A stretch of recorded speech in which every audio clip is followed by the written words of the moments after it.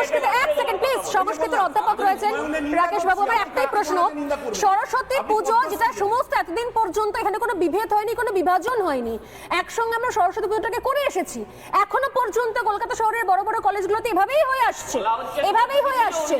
সেই জায়গা থেকে দাঁড়িয়ে না, এটা তো খুব স্বাভাবিক না যে সরস্বতী এই ধরনের ঘটনাকে জাস্টিফাই করতে গেলে এতগুলো উদাহরণ টানতে হয়। রাকেশ, এই সংস্কৃতির উপর আঘাত নয়, সরস্বতী পুজো আজকে সাম্প্রদায়িক, আমাদের এটাও শুনতে হচ্ছে।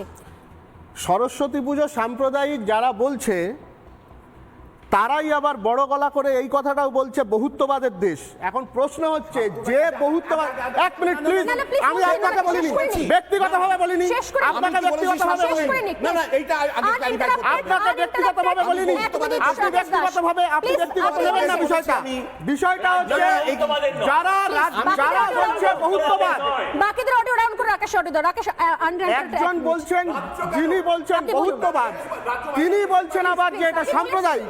আজকে বলেছেন আজকে এরকম করলে কি আজকে ভারতবর্ষ বহুত্ববাদী এজেন্ডা, এটা আপনার মৌলবাদী এজেন্ডা। আজকে ভারতবর্ষ যদি বহুত্ববাদের দেশ হয়, এটা মৌলবাদী ভারতবর্ষ, ওনাকে বলতে দিন প্লিজ। মৌলবাদীর সামনে আমি মৌলবাদী, বাকি সবার অডিও ডাউন করো, বাকি সবার অডিও ডাউন করো, এখানে চলবে না এই সমস্ত। রাকেশ বাবু অডিও অফ করো প্লিজ, আপনি বলুন প্লিজ, আপনি বলুন। ভারতবর্ষে প্লিজ, ভারতবর্ষে সরস্বতীর উপাসনা দীর্ঘদিন ধরে হয়ে আসছে। শুধুমাত্র যে তথাকথিত সনাতনীরা করছে তা নয়, আমরা দেখেছি বৌদ্ধরা সরস্বতীর উপাসনা করছে, আমরা দেখেছি জৈনরা সরস্বতীর উপাসনা করছে। এই জন্য ভারতবর্ষে বহুত্ববাদ টিকে আছে। আজকে হঠাৎ করে যখন একটা জায়গার ডেমোগ্রাফি পাল্টে গেল, আমরা দেখলাম সরস্বতী, যে সরস্বতীর পীঠস্থান কোনটা ছিল? কাশ্মীর।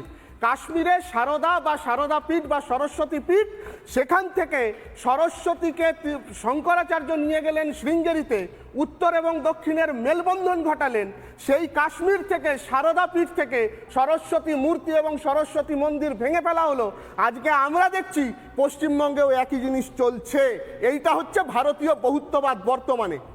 আমি এই কথাটা বলতে চাই সবার সামনে। সরস্বতীর উপাসনা তিব্বতে হচ্ছে, সরস্বতীর উপাসনা জাপানে হচ্ছে, সরস্বতীর উপাসনা জাভা দ্বীপে হচ্ছে।